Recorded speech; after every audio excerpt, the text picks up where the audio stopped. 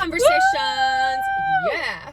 I'm here with a new co-pilot. I have never been on here before. You've never been? This is so exciting because this is I like this. second youngest of all the sisters, Rebekah. I'm the baby. The second baby. Okay, before we jump in though, because we're going to get some good stuff from this girl today in our conversation. You are going to bring it. For all the teens out there, Looking shout at out you, to girl. you. We see you. This is for you. But before we get in, Bex, give us a lowdown because I feel like the shirt I'm wearing is adorable. And I feel like the shirt you're wearing is so trendy. Love the shirts we're wearing. Oh man, I wonder where we got them. okay, give a little word about the shirts because y'all, I'm Guys, so pumped. These are the brand new shirts that we are releasing this coming Wednesday. We did so much work on them. They're absolutely adorable, super comfy. Long sleeve. I'm wearing it with jeans, super chill. Comfort Oh my wash. goodness. They're actually so cute. Like, you have to get them when they come out. So a huge announcement that we just announced over on Girl Defined is that the Girl Defined shop is now permanently open online. I'm so Up to excited. this point, we've only ever opened our merch at Christmas time. We are now permanently open. She's the brains behind it. She's our shop manager. She's creating new products. So go check it out. So cute. The products aren't there yet. In 6 days, everything will open officially. I said it's open. It's almost open. Almost open. Almost open, but here's a sneak peek at some of the cute stuff. Okay, let's jump into it.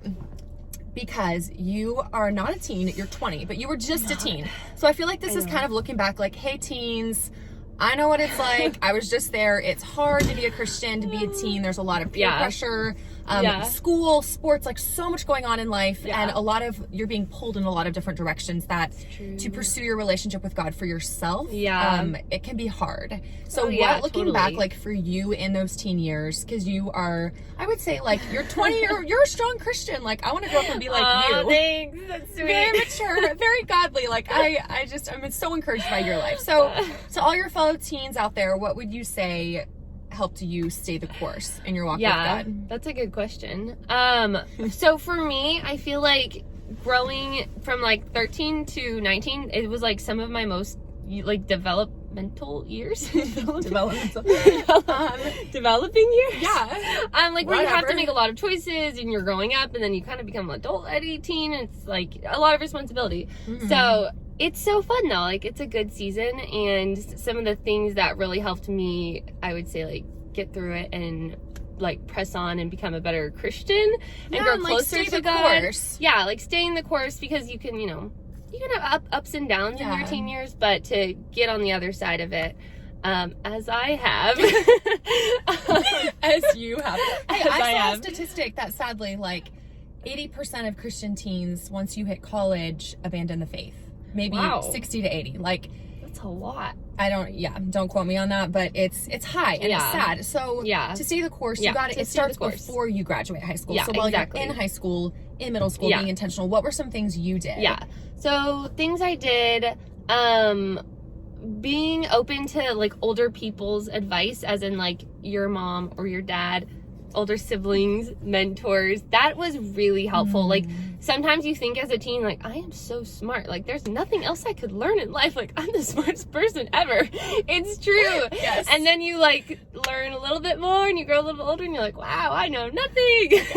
Everything I thought I knew. I'm dumb. It's true. And the older you get, the more you're like, wow, I know nothing. It's true. I feel that. So being open to older people's advice because they've already been there, they've already lived your years, they have a lot of wisdom. So like going out consistently with a mentor, older friend. Okay, wait, mom. pause there because people are like, wait, going out with a mentor. We talk a lot about it. Give us like a 30-second nutshell of what you mean by going out with a mentor. So like with me and my mentor, like we'd go through books together. We would have good conversations. Like she was open. I mean, I was open to her asking me anything basically about my life, like friends, whatever I was watching, whatever I was doing. Like accountability. Yeah, accountability. Just with my quiet time and everything. And so that was super helpful because then there was somebody like consistently on your head, like asking you hard questions. And discipling you. Yeah. And so like you're navigating, a guy crush or like a peer pressure issue or like a friend problem or struggling and you can talk to this wiser person and get advice and input. Yeah, totally. What else?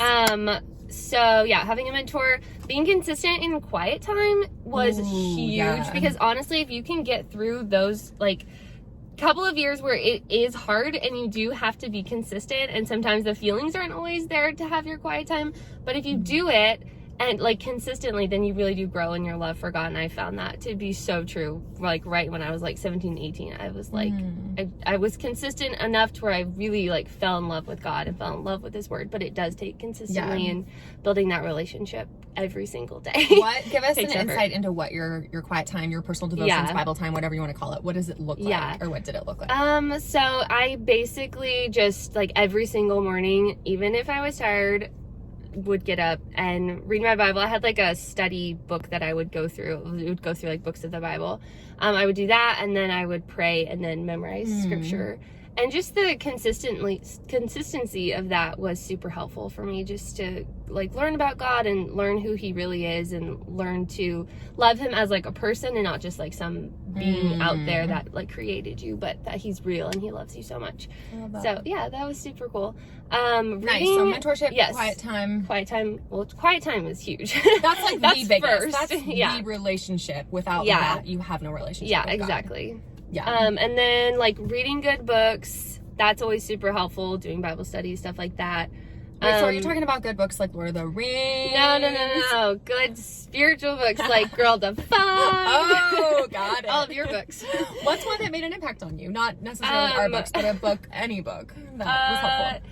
For sure. I mean, your books, all of your books made a huge impact on me. Sweet. True Woman 101 by Nancy Lee DeMoss and Mary Cassian. That was huge. True Woman 101, 8-week really Bible helpful. study. I'm doing that right now. My small group girls. It's awesome. Yeah.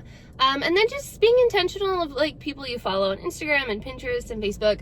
You can tend to just like follow random people, but it's like, being intentional so that when you get on your feed, you see, good stuff, not just like random dumb stuff. So that's helpful. Yeah. And like, just because everyone follows someone doesn't mean you have to. Like, everyone's following all these celebrities and guys, and like, for your heart that might not be helpful. So being okay to not just follow the trends of what everyone else is doing. Oh yeah, totally. Talk about friendships really quick, because that's a huge one. I think friends make or break us. We become like the people we spend time with. Oh, totally.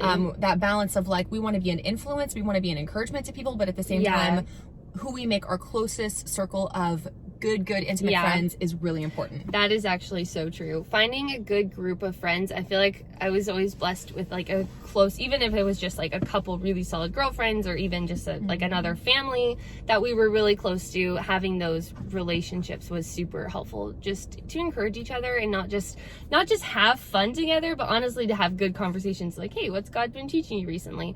Those have been some of the most encouraging times. And just like, even when we fail, like, hey, like, I'm sorry, like, let me come alongside of you and help you through that. So they definitely make you for sure. And it's sometimes you feel so alone, so isolated. And if you're struggling to find friends, I know sometimes in our local communities it can be hard. Get plugged into a solid Bible believing, gospel preaching church, and look for friends there. And if that's not happening or that's not possible, I think in some small way, even online, the Girl Defined Sisterhood, through this channel, through our videos, through commenting and staying engaged, it doesn't replace real life friendships, but I think you can even be intentional with what you do online to connect with people too, in a way that's going to encourage you in your faith. So I know we've had tons of friendships online. I know we've met a lot of people online. It's really, really cool to see how God can use that. Any other last minute things? Go buy the shirt. And this one. All right, y'all. We out. Bex, give me some. Graduated from the teens. Y'all who are still in it, persevere, stay the course. You got this. Is it worth it? Of course it's worth it. It's worth it.